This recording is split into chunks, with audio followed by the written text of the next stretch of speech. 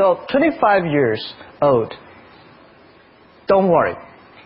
Any mistake is an income, is a wonderful revenue for you. So I told myself and told my young people, before 20 years old, be a good student. When you do entrepreneur, just learn some experience. Before 30 years old, follow somebody. Go to a small company. Normally in a big company, it is good to learn processing. You are a part of a big machine. But when you go to a small company, you learn the passion, you learn the dreams. You learn how to do a lot of things at one time. So before 30 years old, it's not which company you go, it's which boss you follow. It's very important. A good boss teaches you differently. And from 30 to 40 years old, you have to think very clearly when you're working for yourself. If you really want to be an entrepreneur. When you're 40 to 50 years old, you have to do all the things that you are good at. Don't try to drop into the new area. It's too late. You may be successful, but the rate of dying is too big. So 40 to 50, think about how can focus on things that you are good at. But when you are 50 to 60 years old, work for the young people. Because young people can do better than you.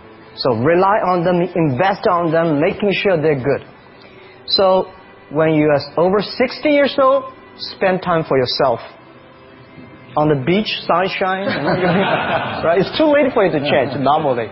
But this is my advice to the young people. 25 years old, make enough mistakes. Don't worry. You fall, you stand up. You fall, you stand up. Enjoy it. 25 years old, enjoy the show, enjoy the show. I didn't have a rich father. Tried 3 times for university. All failed. I applied for Harvard for 10 times. All failed. They don't even want to see me. For the last time, I went to the teacher's college, which was considered the 3rd or 4th class of my city. So I applied jobs for 30 times, got rejected. It was so difficult at that time. I was so frustrated because I taught in the university. My pay was $10 a month. Because I could not find a good job. In 1994, discussed that I'm going to do something called internet. And 23 of them against it. They said, this is a stupid idea. We have never heard about internet. And you know nothing about computer. And I never thought I was smart. Nobody believed that I could be successful. Because everybody say, well, this guy think differently, think crazily. They think about something that never worked. I tried to borrow $3,000 from the banks. It took me 3 months, but I still cannot get it. We talked to over 30 or 40 venture capitalists. Everybody said, no, forget it. A lot of people said Alibaba is a terrible model. As I said, I believe it. I think this thing could be big. I never thought it would be that big like today. But I believe that something is waiting for me there. And I have to work hard to prove myself. That was the tough experience. So we gathered $50,000 from 18 founders. We started. For the first 3 years, we did not have even $1 revenue from our business. It was not easy. Why it keeps going ahead, going forward? Because I received lots of email of thanks from the customer. They say, this is such a great thing. We cannot pay you, but this thing helped us. If you keep on helping us, one day you will be successful. And I believe this. Little by little, we build up our business. Little by little, we build up our ecosystem of the infrastructure. And now, after 16 years, we have an Alibaba group, we have a Tmall group, we have a Taobao group, we have an Alipay. And people said, you are so smart. How could you make a company like that? Bill Gates, Warren Buffett, Jack Welch, Larry Page, Mark Zuckerberg. The difference between those people and other people, they are always optimistic for the future. They never complain. They always try to solve the problems of the others. When you are optimistic, it's always opportunity. People, same here today. Jeff, where is the opportunity? I don't have a job. I don't have this. I don't have that. We are at the best time of this century. The best assets you have is that you are young. Don't complain. Let the other people complain. The opportunity always lies where people complain. Think about how you can make things different. Is there anything I can do that makes the difference? And then when you think about this, start to do it. I saw a lot of people, young people, have fantastic ideas every evening. But in the morning, they go to the office again. Being an entrepreneur, you have to do the things before the other people do.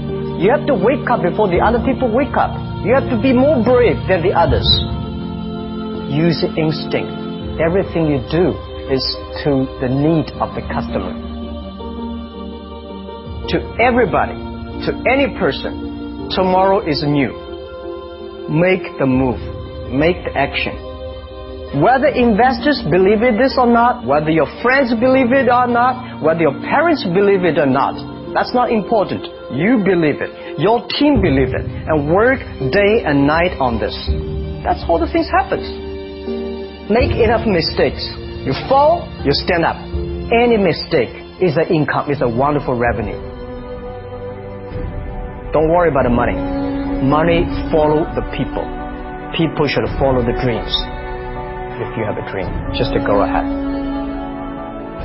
I think nobody can conquer the world. We only can serve the world. Either work for the others or work for yourself. And I choose the way work for myself.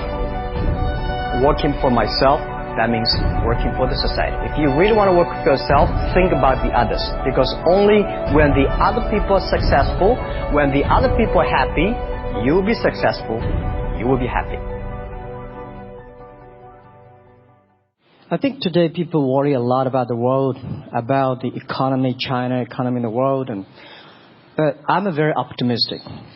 When people start to worry, that is the opportunity is. But I worry about the blood testing, and she created good things. And I think great innovations, great companies always happen in the tough times. Life's like the music. You have up, you have a down, you have a long, you have a short notes. And I like your American movie. Life is like a box of chocolate. You never know what you're going to get, right? So I'm pretty optimistic. The opportunity in the future for equality is huge, because in the last century, the IT is for big companies.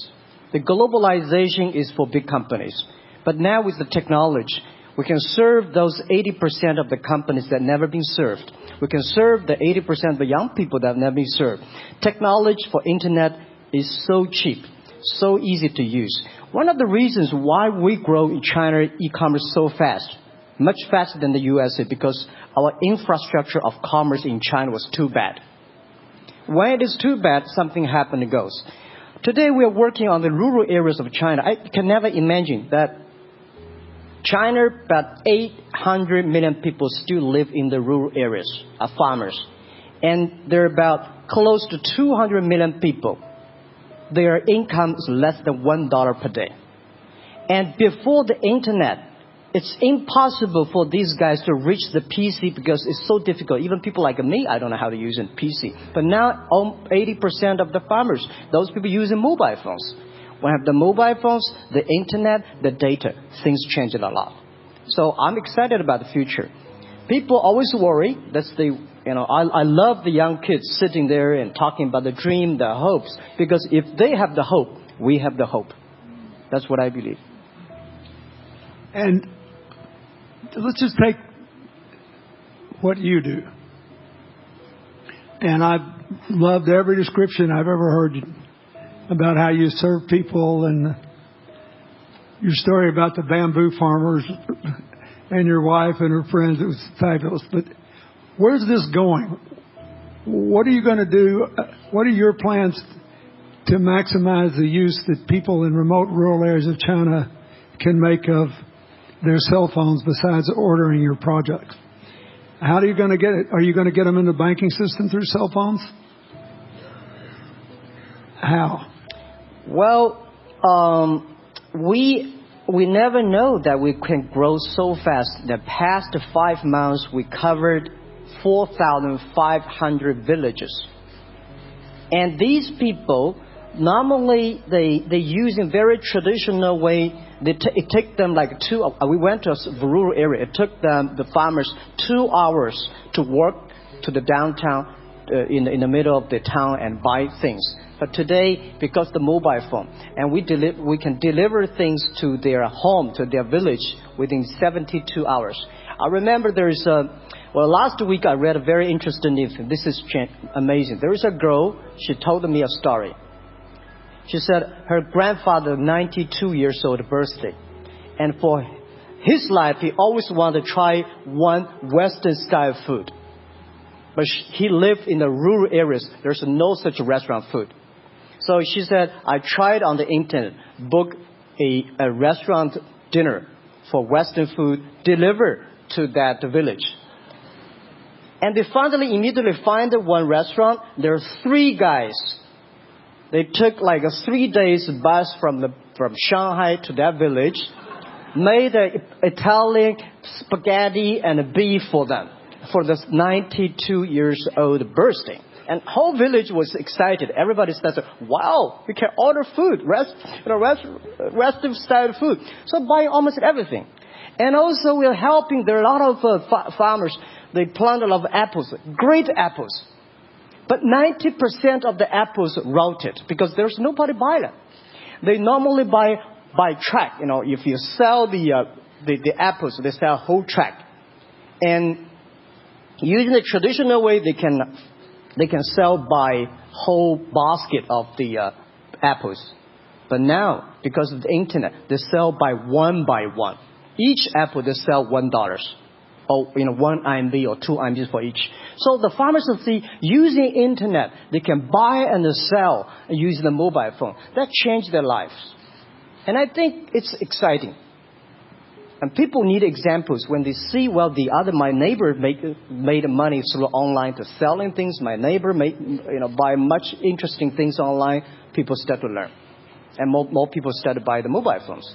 We cannot make all the mobile factories to sell phones to them. Only they know the mobile phone really works, helping change their lives, they start to buy the mobile phones. Just one more question. Do you think this will make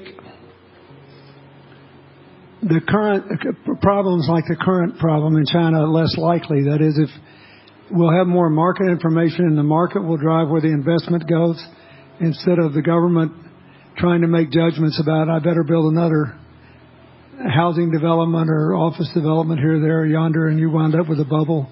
If it comes from the bottom up, is it more likely that fewer bad things will happen? Yeah, I think the last week I was in Seattle discussing about the China economy. I think you American people worry too much about the China economy. Well, you see, every time when you start to worry about China goes better.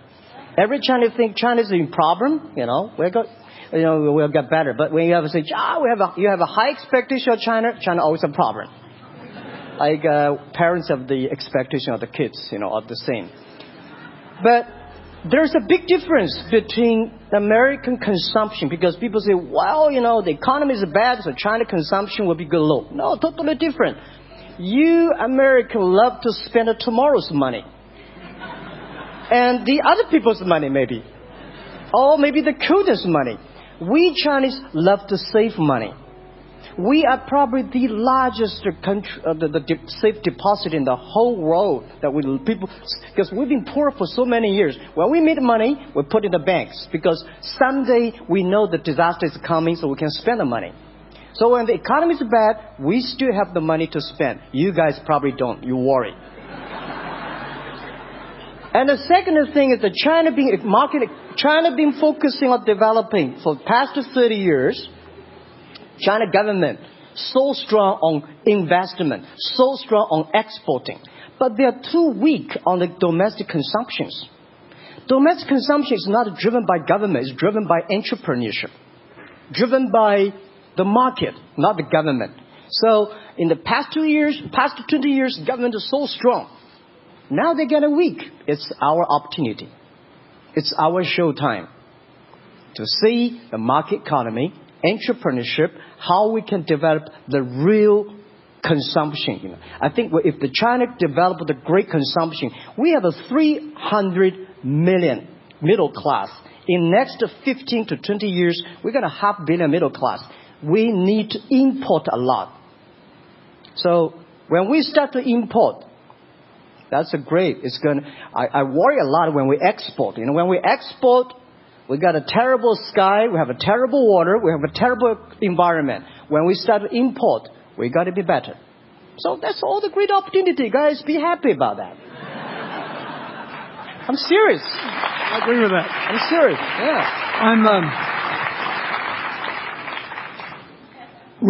Worry about yourself. Don't worry about the others. The reason some of us worry about China is we depend on you to buy our debt. However, I tried to be more Chinese when I was president. I saved a lot of money. So good. Good. But I just wanted you to say that because I really believe that. I mean, I think you're absolutely right. The trend toward greater internal consumption I think, will remain unbroken in spite of whatever the difficulties are in the next few months. I think it's important not to overreact. You can't break the trend. You've got to clean up the land from chemical contaminants. You've got to clean up the air. You're going to do it. Yeah. And a lot of Chinese will make a lot of money out of that. There'll be a lot of great new companies, and there'll be opportunities to import from other places. Yeah. So, can you discuss your theory of what you're doing and other things in terms of whether it advances equal opportunity and social solidarity? Tell them what you think is going to happen. And what other kinds of, when your opening remarks you just said, technology is going to be active in this way in other areas of the economy. What do you think the next big opportunities are? But first, tell them just in 2 sentences what you're doing, because Jack and I know, and we haven't been clear enough. Explain it, and explain how you think that advances social solidarity and equality of opportunity. Well, our work is in the belief that access to health information is a basic human right. And that lab information, particularly because lab data drives 70% of clinical decisions, needs to be accessible to people before they're sick. So if you look at the word diagnosed in the dictionary today, it says to determine the presence of disease from symptoms, which means by definition, we're determining that people are sick once a disease has already progressed. And our work is in being able to make lab testing accessible to people in time for therapy to be effected, and to do that in a way in which every person, irrespective of their insurance status, irrespective of where they live, can afford the ability to get a test done. So that means, in our case, we've invested the last 12 years in now developing hundreds of tests, many of which are less than $10. So $2 tests in the United States. And I think one of the amazing things about this country is that we have such an incredible ecosystem for fueling creativity, and that creativity can create new markets. So in answer to your question about the market being able to conform itself to social good, I think the creativity that goes into creating these new technologies creates new markets in and of themselves. And our basic belief is that those new markets come from empowering individuals and enfranchising individuals and trusting that individuals have the capability to engage with information, and in accessing that information, beginning to take control of their own outcomes and their own health outcomes, and in doing so, changing the way our healthcare system works. Think what this could mean for rural China, for rural India, for Native American reservations in America, for the Mississippi Delta, for the remote areas of where all the jobs were lost from coal. You're all of a sudden giving people information. And one of the most important things I think we did in my second term as president in the healthcare front was develop this diabetes self-care program, and all of a sudden Jack's company could be delivering the means to self-care based on your test. I mean, I think that this is a very big deal. We all want to live as long and as well as we can, and Craig Brenner was here. We were joking about whether we'd make it to 100. But in the meanwhile, you want to keep people healthy, and if they're sick, you want to intervene early, not late. Yeah. Well, and if you look at, the ability to engage with this information, we have a $4 trillion healthcare problem in this country. 20% of it is type 2 diabetes, which is reversible. And we have 90 million Americans who do not know they are pre-diabetic. But access to information and the ability to engage with that information is the foundation for being able to change those outcomes and cost. Right? One more fact, and then I want to call on Jack. You founded this company 12 years ago, right? Yeah. Tell them how old you were. I was 19. Yeah. So,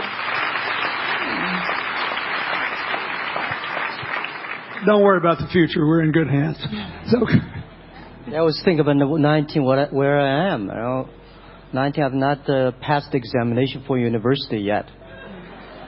I failed 3 times, but I think it worked out. I'm not good at schooling.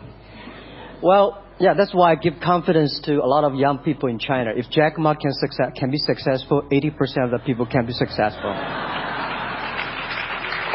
People like her, we're jealous. But, well, equality, I would like to make a little bit of technology helping, because yesterday I was joining the UN Women Conference about gender equality. And I think the first technology revolution happened 200 years ago in the UK, released the human body, the arm, stronger.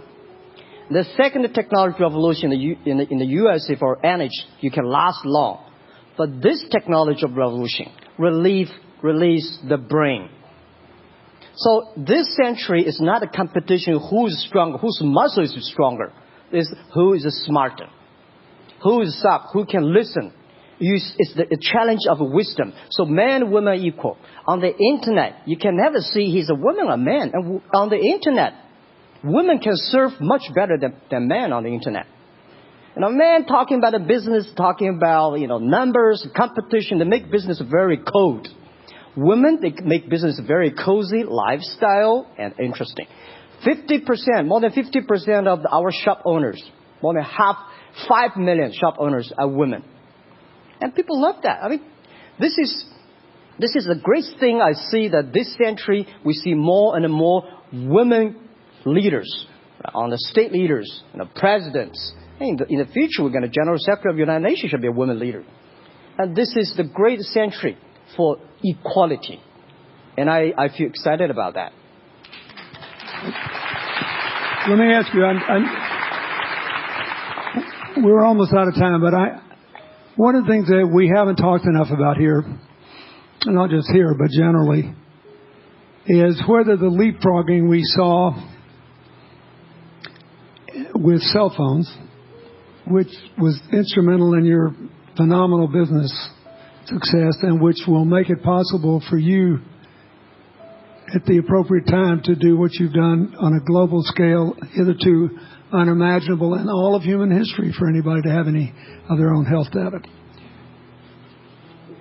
We've seen examples, but not the kind of dramatic penetration we need with energy and clean energy, and enough in short enough time to avoid the worst consequences of climate change. So do you believe that, your country has done more than anybody else to try to put up solar panels, and some of your companies went broke because you overdid it, right? But beforehand, and you got to work out the phase out of the coal, the phase into the sun and all that.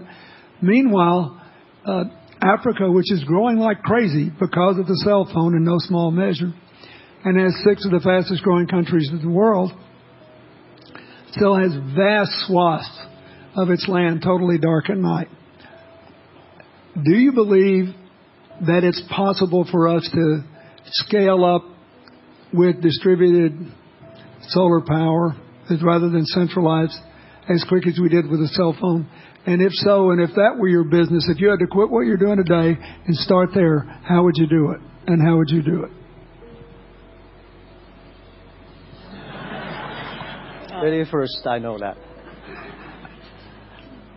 I'm such a huge believer in technology, and I think especially right now we're at an incredible time in terms of new technology and the ability to apply technology in a scalable way towards solving some of these problems. So I would look at it in the context of some of the renewable solutions that we already have, and in the context of empowering, connecting individuals with access to those solutions, and in the context of creating markets around them. I think that there's real opportunity to actually create an ecosystem in which people can financially benefit from these solutions, and I think that's going to drive an adoption. I think in developing economies, there's a revenue stream associated with that, and the more we can turn even already some of the technologies that we have into markets, the more that we can fuel, I believe, local growth and individual engagement in beginning to adopt some of these solutions. Just related to that, Jack, you answer it, and then I'll ask you one final question. Yeah, I'm a strong believer that technology can make world much better, because people say China economy is getting slower. I'm happy about 7%, even 5%. Even 5% of the GDP of the number of China, of the second largest economy, is big enough. But you don't expect China to keep on growing 11%. Because like one human body, when you're 1.8 meters tall, you cannot keep on like a 10% grow every year.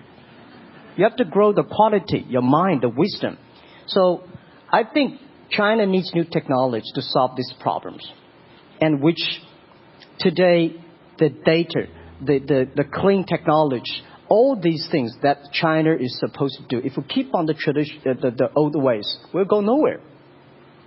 This is why I feel excited, because people ask me, what is your dream now? Because I never thought I would be today. I can sit here talking to president. I'm like a guy, on the street, and like failed 3 times for university, 5 times for high key schools. I applied for 10 times in Harvard school, all rejected. I never thought, because of the technology, because the internet give me this opportunity. So I think when I retire, I don't want the Chinese people have a terrible water to drink, unsafe food, and the money we make all spent in the hospital. That's disaster. So how we can use in the technology to enable young people. The great chance of this world, don't worry about it. We got 1.4 billion people who were born in 1980s. They are the people of the internet times. They are going to have new ways to solve the world problems. The things you are worried about today, they can solve it. And human beings have these kind of worries for centuries. And young people can always solve it. And today, when you have a right direction, clean energy, the climate change, all these issues, they will be solved, and these are the great opportunities ahead of us. Anything else? I agree with that. I think the more we can enfranchise people, the more we can create ecosystems in which individuals are empowered, the more we give rights to individuals to be able to build businesses, to be able to pursue the economic benefit of technologies, the more you see these markets change. Before they leave the stage, I want you to look at them. And I want you to think about the time we have had to spend here dealing with the refugee problems in Syria and Lebanon. Stand up, Elias. This is my friend Elias Bousab. He's the education minister in Lebanon. He's got to educate all these kids. And so he left a miracle that very much reflects the lives that Elizabeth and Jack have lived. He was in a very responsible position at the American University of Dubai. They started bringing American scholars over there to live in an Arabic culture. He did all these wonderful things. Lebanon got in trouble. He went home to save his country. What is the difference? How much more could he and every smart Lebanese person do if they could focus on these things? And why can he not? because the place is dominated by people who think their differences are more important than their common humanity and their common challenges. You cannot imagine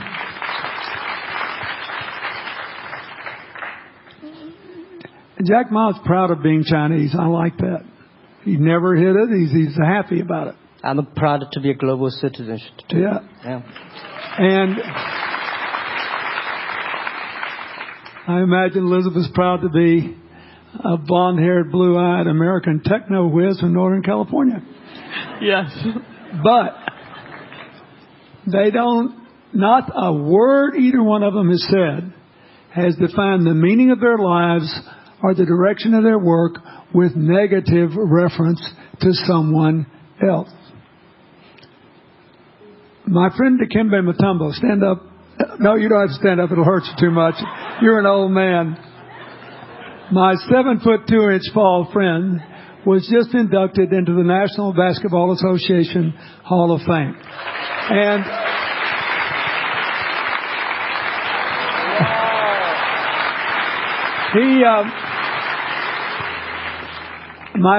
my whole family loves him. And I have seen how much he has given back to his native country, Congo, which has been so troubled. I've known him a long time. We both went to Georgetown University. I did before he was born, I think. I've never heard him say a resentful thing about anybody. I have seen him give and give and give and try to give the people in his native land opportunities. Why am I telling you this? He's had a good life because he never defined his life with negative reference to anybody else. He never begrudged anybody else's success. And he thought he had an obligation to help other people. I'm telling you, we are back in a time of collective global insecurity where the main struggle is the oldest one in human history, just in modern techno realities. I mean, if you were trying to build the Middle East, you would think about our permanent sponsor here, the ambassador from Oman, who her government tried to help head off a calamitous war in the Middle East over the nuclear issue in Iran. We all pray to God that it'll work out all right. And the least you may. You look around all these places, wherever people are putting aside their differences and working together, good things are happening. We cannot achieve economic or social equality without living in the factual realities of the world we face, looking at the obstacles, looking at the opportunities, making the best decisions. And those of us who even feel good about ourselves because we think we spend a lot of time giving, our whole goal should be to work ourselves out of a job. One of the things that Bill and Tanny Austin are sitting there with Starkey, they started giving away hearing aids, and then they decided, well, we better teach these young people how to speak. If they get the gift of hearing, they'll have to learn that. So they got into the education business. Sonny Barkey got into the education business and decided somebody ought to do something really dramatic to remind people that the only people that really matter are the teachers. So he gave the first Global Teacher of the Year award last year, and an international panel gave the prize to a teacher from Maine who promptly gave the entire $1 million to her school. The woman never made any money in her life. She gave all the money away immediately. The future is going to be forged by people who think of how to use the modern tools that we are given, as Elizabeth and Jack have, to create opportunity through empowerment. And it will not be a straight line. It's too many moving parts. But I just want you to think about that. The reason you feel good looking at them is that you identify with them even though they're different from you. And that's basically where we are all over again, and we can't slip back. We can't give up. That's why when we had the Prime Minister of Italy and George Soros talking about the future of Europe, and George said it was coming apart, and the Prime Minister said, no, it doesn't have to come apart if it's about something more than economics. I thought it doesn't have to come apart if you will it not to. And you put yourself on the line for it. There are no guaranteed outcomes today, but you can guarantee that the trend is right. So go ahead, you were going to say something, weren't you?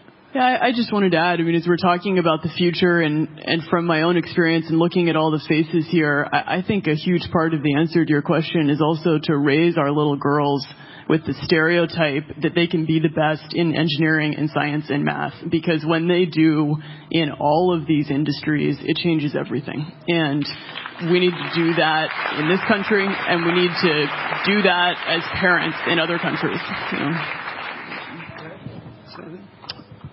Yeah, I was thinking about if what you say. I think about when you talk about problems, you normally is like a politician. When you talk about opportunities, that the business people. I was thinking about how we can using this all the problems that change the problem become the opportunity. And I don't know. I just feel excited when people talk about problems. I think think about if you can solve one of them, that's the chance. And today, nobody live in this century has so many opportunities and so many tools they can use to change other people's life. And I think in the last century, which I call the IT time, this century is called the DT time, data technology. IT is to empower yourself, make yourself strong. DT is to empower the others. When you empower the others, you empower your future, yourself. So, when I listen to you talk, I agree, and I think that's why we were born in this century. That's why how we can use the internet to help more people. Let's give them a hand. Thank you.